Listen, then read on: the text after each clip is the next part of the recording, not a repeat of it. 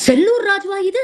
அவரா இப்படி பேசுறாரு அப்படின்னு சமூக வலைதளங்கள்ல நிறைய பேர் ஆச்சரியப்பட்டு இந்த வீடியோவை பகிர்ந்துகிட்டு இருக்கிறாங்க. இன்னைக்கு சோசியல் மீடியால இதுதான் ட்ரெண்டிங். புது வருஷம் அதுவுமா மீனாட்சி சுந்தரேஸ்வரர் கோவிலுக்கு போய் நமது மாண்புமிகு முதலமைச்சர் திரு மு.க. ஸ்டாலின் அவர்கள் மீண்டும் முதலமைச்சராக வேண்டும், நல்லாட்சி தர வேண்டும் அப்படின்னு குடும்பத்தோட வேண்டிக்கிட்டு இருக்கிறாருங்க. எது எப்படியோ மனசுல இருக்கிற உண்மையை வெளிப்படையா பேசின செல்லூர் ராஜு அவர்களுக்கு நன்றி. வாழ்த்துக்கள் முதல்வரே.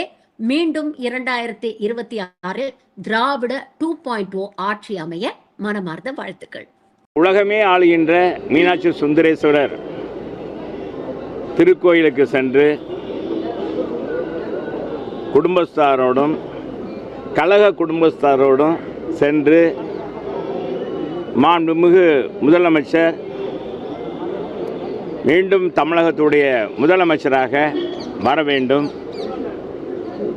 அங்கே கன்னி மீனாட்சி சுந்தரேஸ்வரர் அருள் புரிய வேண்டும்,